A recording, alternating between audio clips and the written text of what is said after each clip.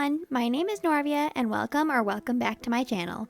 Opening up my journal, the first thing I'll do is update my September monthly pages with the books I read this month. In September, I was able to read a total of 4 books, starting off with Divine Rivals by Rebecca Ross, which I started last month. Next I read A Fate Inked in Blood by Danielle Jensen, The Long Walk by Stephen King, and Throne of Glass by Sarah J. Maas.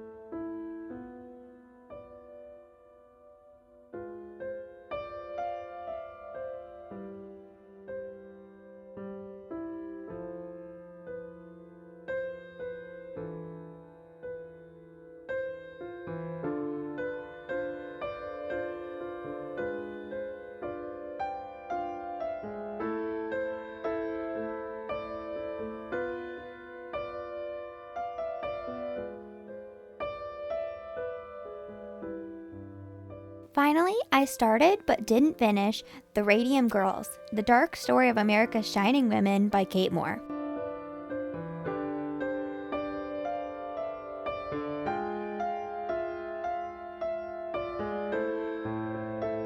Moving on to my first decorated spread, I decided to give Divine Rivals 2 pages for its review. Divine Rivals has been on my top TBR list for over a year now, but I always put off reading it in favor of other books. I don't know why I put it off for so long though, because I absolutely love this book. Divine Rivals has 2 main characters, a girl named Iris Winnow and a boy named Roman Kit. This book is set in a time when 2 gods, Enva and Dacre, are at war with each other. This conflict between the gods draws many humans into the fighting, including Iris's brother Forrest. Eventually, Forrest becomes missing at war, and meanwhile back home, both Iris and Roman are competing for a columnist position at the newspaper, the Oath Gazette. Iris has been writing letters to her missing brother, and she finds out by slipping them under the door of her closet, they magically disappear. However, unbeknownst to her, they're not going to her brother. Instead, they're going to Roman Kit, her rival at the newspaper. Roman writes back to her anonymously, and so their bond begins to deepen. As I said before, I really loved this book. I really liked how the romance and magical aspects contrasted with the more serious and devastating wartime setting. The one major fault I had with it was that the world building was not in-depth enough for me. I think the world building around the myths and monsters and gods in this book was a little lacking, but I'm excited to see how that will develop in the next book. Overall, I decided to rate this book 4.25 stars. As for the decoration of this page, I wanted most of the elements to be a neutral brown color, but also add a pop of blue just like the cover of the book. Since writing and music was featured so heavily in the book, I grabbed scrapbook papers and washi tape that had script on it and music notes. Alongside those, I added typewriter, letter, and flower stickers. To top everything off, I took 2 frame stickers, cut them in half diagonally, and then added 1/2 of each frame to each corner. Finally, to add in that pop of blue, on a separate piece of paper, I decided to hand letter the title Divine Rivals in a typewriter font and then glue it onto this page.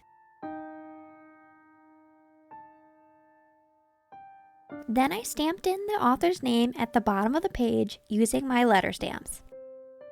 If you're enjoying this video so far, I would love it if you could like this video, and if you haven't already, please subscribe to my channel.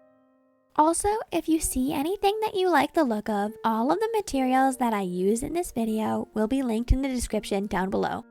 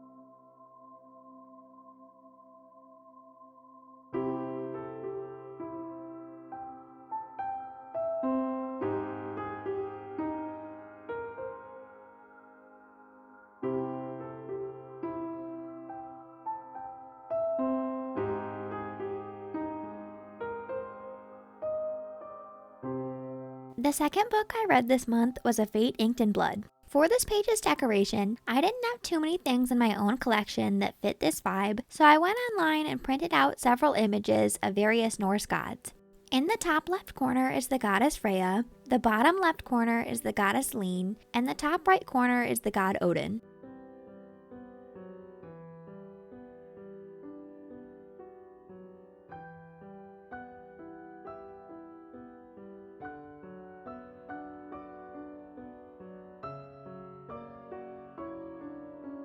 After adding a few more stickers, to do the title, I picked out a very light blue from the cover and wrote A Fate Inked in Blood in a very angular Norse style font.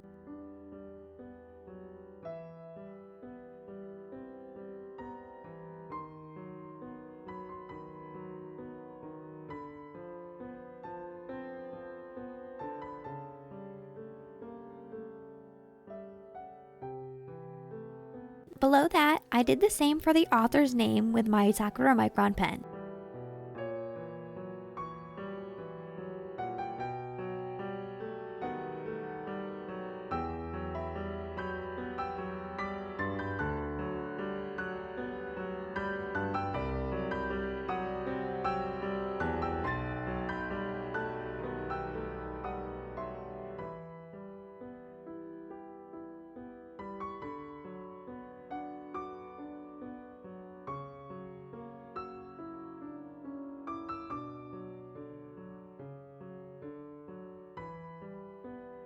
After that, I still felt like something was missing, so I got out my gold metallic paint marker and added a Viking style border around the left, right, and bottom of the page.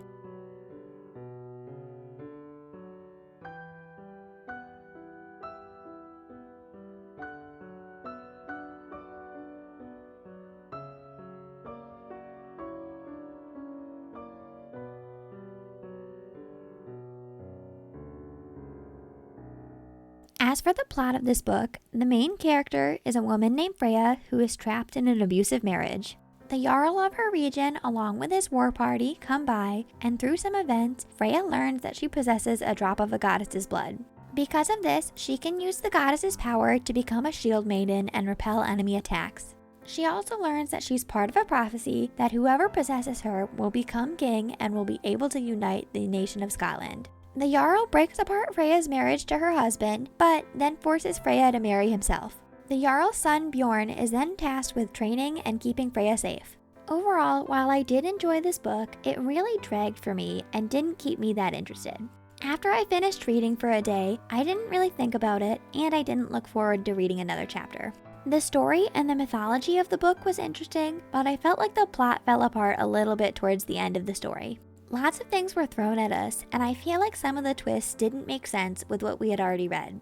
Also, the only character that I really liked in this book was Freya herself. In the end, because of Freya's redeeming character and the interesting mythology, I decided to rate this book 3.5 stars.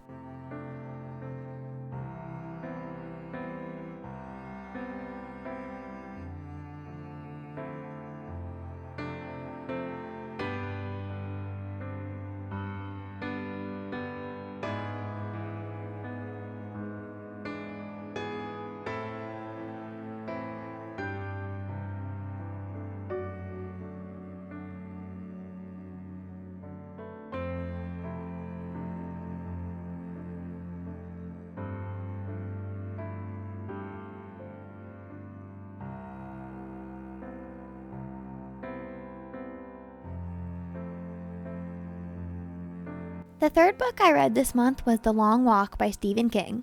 This was my first time reading a book by Stephen King, and I have to say, I don't think I'll be reading more from him in the future. I really didn't like this book and only rated it 2 stars, so I decided to flip backwards in my journal and find the half page that I left blank and do a non-decorated review spread.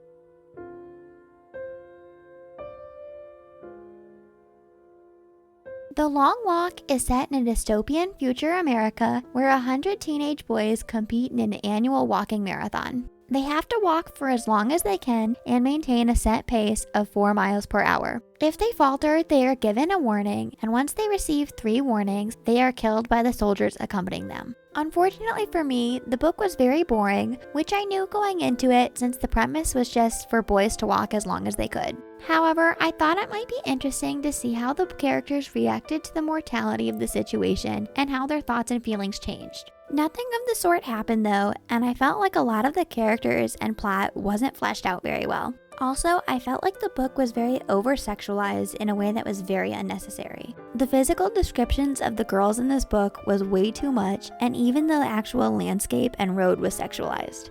In the end, it was way too much for me, and I ended up not liking the book.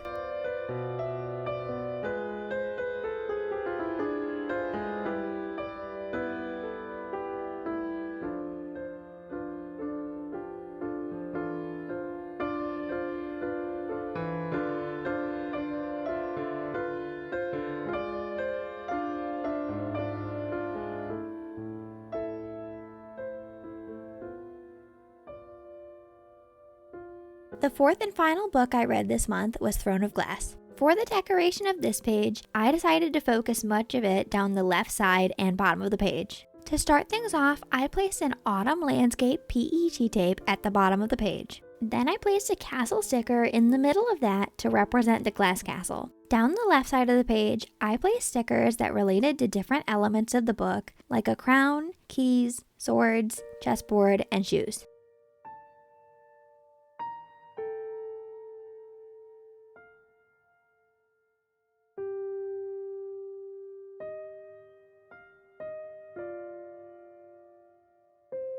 Then, to add a little bit of continuity between all of the books in the series, I used the same old calligraphy font that I did for the Assassin's Blade to letter this title as well.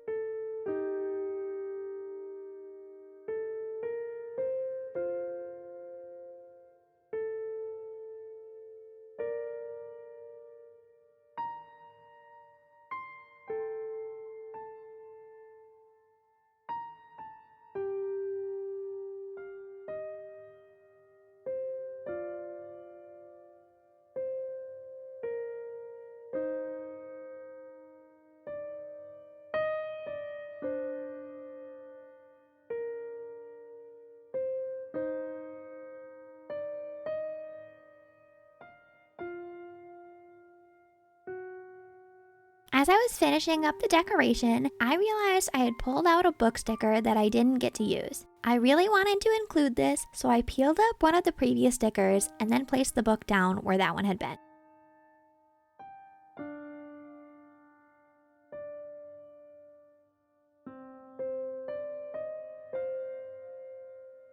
If you've watched my August reading journal video, you'll know that I read The Assassin's Blade first in the series. I have to say, I'm really happy with my decision to do so, since a lot of the elements in that book would have been spoiled by reading Throne of Glass first. I think reading The Assassin's Blade later in the series would have made me a lot less emotionally invested, since many of the plot points would have been already spoiled for me. Throne of Glass picks up with Selena Sardothian working in the salt mines of Andovier, which is a prison camp. After working there for a year, the Prince of Otterland and the Captain of the Guard come visit her and make her a deal. Selena will be released from the prison camp to join a competition to become the King's Champion. In this competition, she must face 23 other champions in order to win her freedom. As the competition and its trials go on, many of the competitors start to mysteriously die. She slowly starts to realize that these deaths might be more supernatural than she originally thought. I really like this book, and as I said before, I'm glad that I read The Assassin's Blade first, because that book gave me a really good perspective on Selena and her personality. I liked already knowing a little bit about Selena and who she was before I got into this book. I thought the trials in this book were interesting, but thought they got a little bit repetitive. I also liked learning a lot more about the supernatural aspects of this universe. Finally, I really liked learning about the side characters Prince Dorian and Chaol and how they contrasted with each other really well. Overall, I decided to rate this book 4 stars.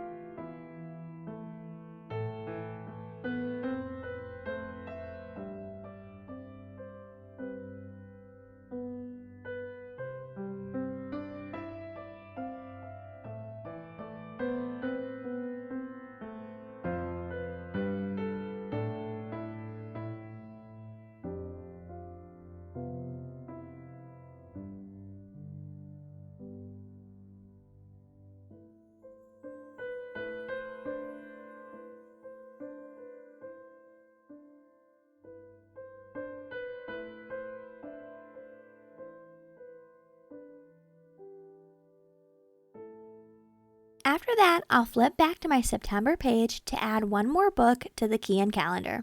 The last book I started reading this month was Powerless by Lauren Roberts. After that, I'll start adding in my stats and book covers. On the first side of my Dutch door, I have my 3 usual pie graphs. The first one is for how I source my books, the second is the format of my books, and the third is for the page numbers of my books.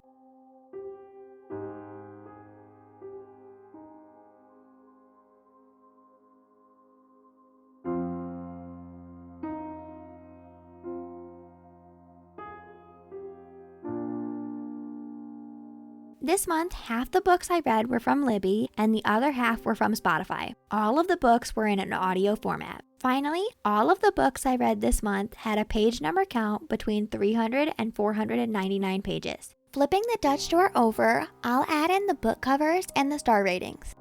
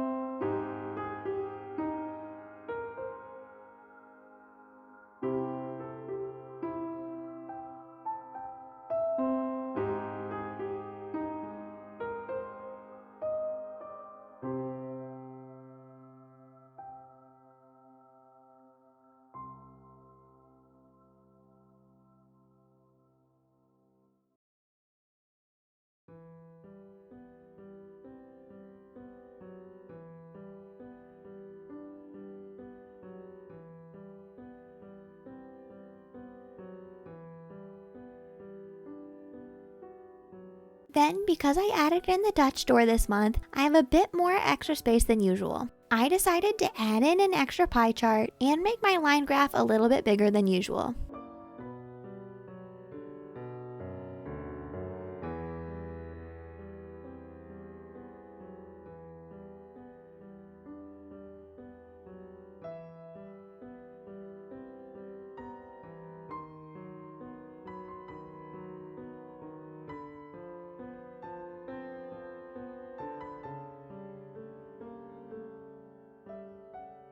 The line graph at the bottom of the page denotes the genres of my books. Usually I only include 3 genres, but because of the extra space, I included all 5. I read 3 romance books, 3 fantasy books, 1 dystopian, 1 young adult, and 1 horror book. This final pie chart will be the moods of my books. All 4 books were tense, 3 were adventurous, 2 were emotional, 1 was mysterious, and 1 was dark. As for my other stats, I read a total of 4 books this month, with an average rating of 3.44 stars.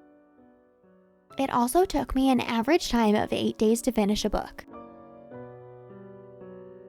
I read a total of 1,957 pages,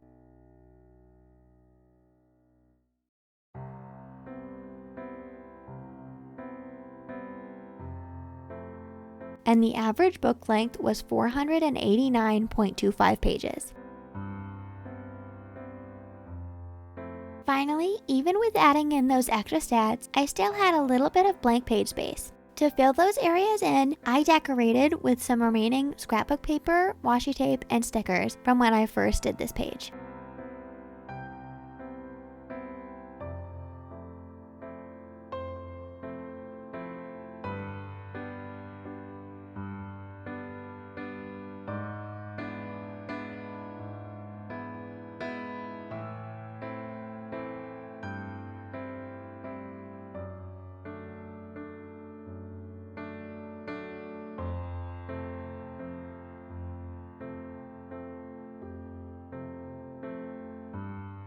Flipping backwards in my journal, I'll begin working on filling out all of my yearly spreads. The first one I'll work on is my books read in 2025 page. This is a space for me to write down all of the info of all of the books I read this year. First I'll number the book, then I'll fill in the title, author, and rating.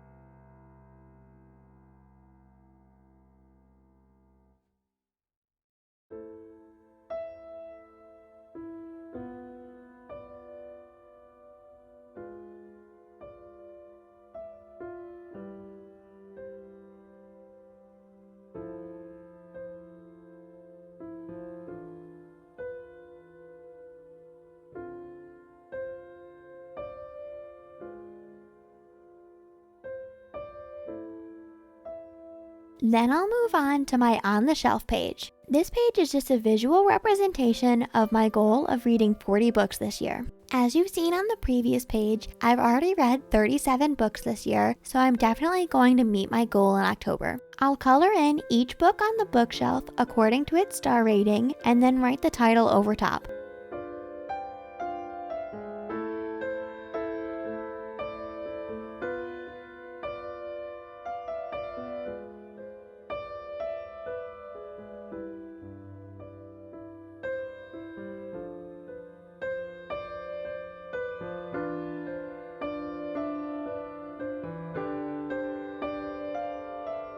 On the next page over is my top TBR list. These were the top 12 books I most wanted to read this year. This month I finished Divine Rivals, so I'll write in the star rating beneath the book cover.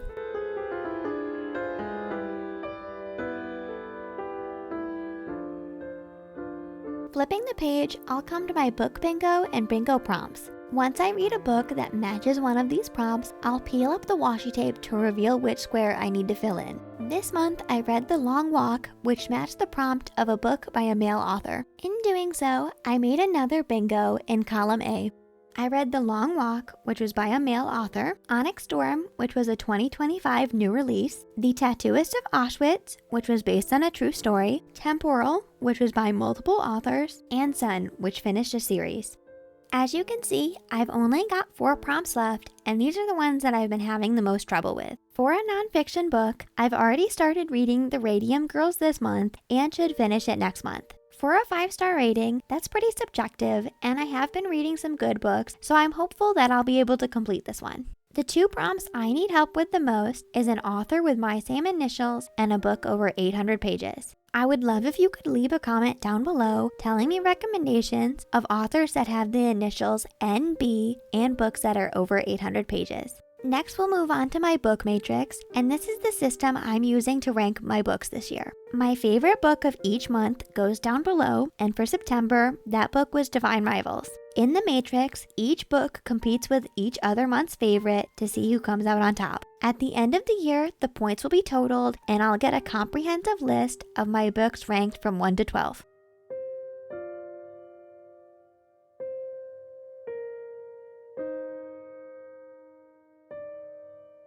Finally, the last yearly page I have to fill out is my series tracker. This month, I read Divine Rivals, which was the first book in the Letters of Enchantment series.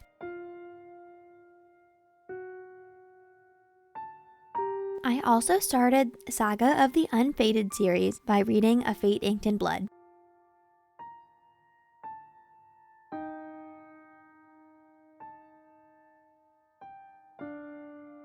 Finally, I continued my read of the Throne of Glass series by reading Throne of Glass.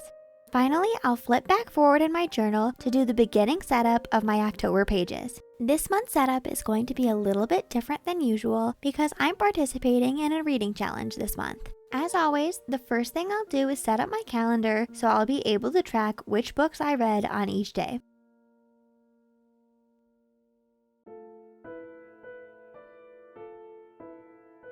You'll see I do make a small mistake on this calendar by having a couple lines go one box too far. I'm able to fix this by getting out a white gel pen and going over the parts of the line that I don't want visible. Next, I wanted to do a fancy ombre title in my favorite color, purple. I'll start off by lettering October in a very light shade of purple. Next, I'll go in with a darker shade to fill in the bottom half of each of the letters.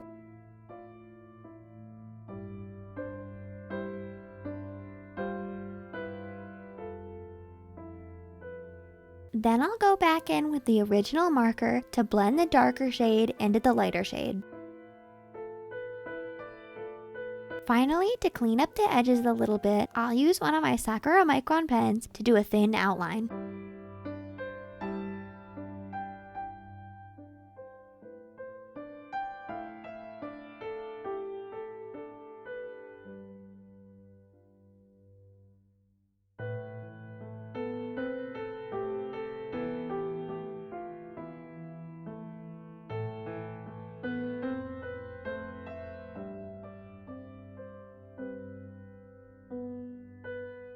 Finally, I'll add in the initials of each day of the week at the top of the calendar with these silver letter stickers.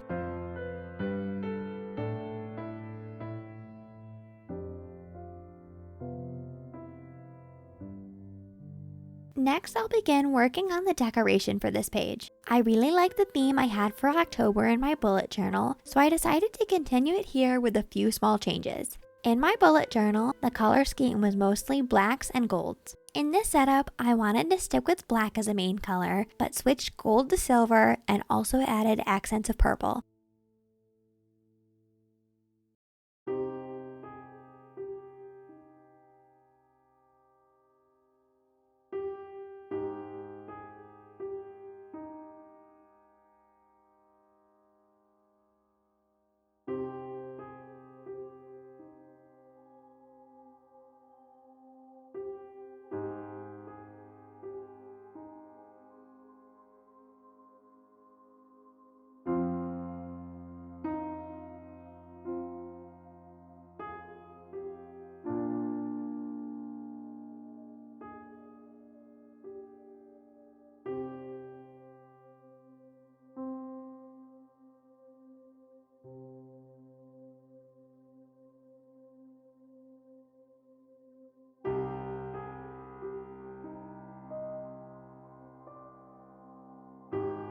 Next, I'll number each box in the calendar.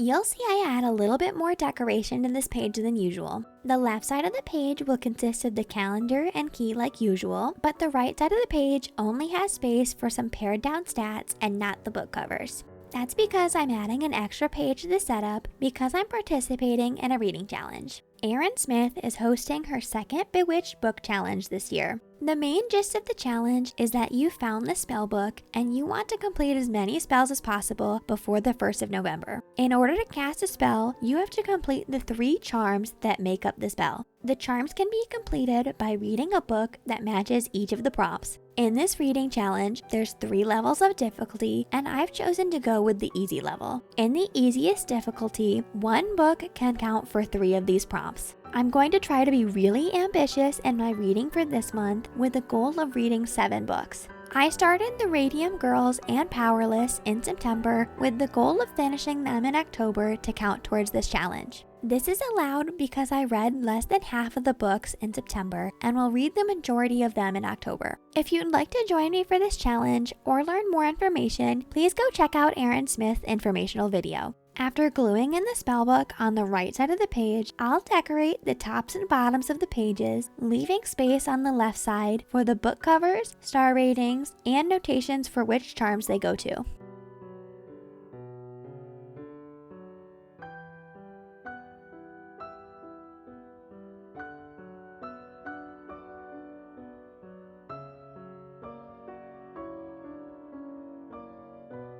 After adding in matching titles, I've completed my setup for this month and I'm ready for the final flip through. Thank you for watching all the way till the end of this video. Remember, I would love if you could leave a comment down below giving me recommendations for my remaining bingo prompts. I'll see you in next month's video to update you on how well I did during this challenge.